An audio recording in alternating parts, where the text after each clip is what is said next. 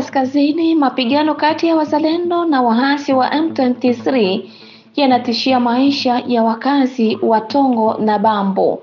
Mapigano ya hivi majuzi kati ya wazalendo na waasi wa M23 yanavuruga amani na kuzidisha wasiwasi wa wakazi katika maeneo ya Tongo na Bambo, hasa vijiji vya Kabizo, Butare na Bundabi pamoja na mazingira yao. Kulingana na shuhuda kadhaa, vyanzo vinaripoti kwamba wenyeji wa maeneo haya hawawezi tena kufikia mashamba yao kwa hofu ya kuwa wasiriwa wa ukatili unaofanywa na watu wenye kumiliki silaha.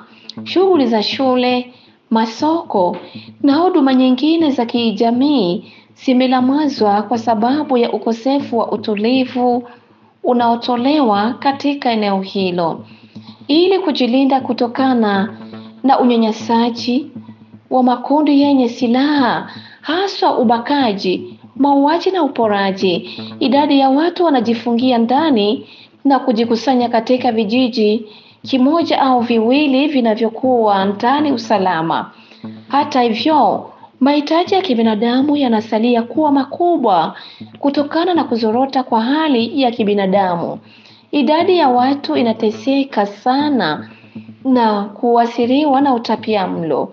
Katika vijiji vya Ngoroba, Mutanda, Kashaliro na Bukombo, majambazi wenye silaha wanaendelea kupora mali za wananchi, huko wazalendo wakiwatoza ushuru wa $10 wanaume wote.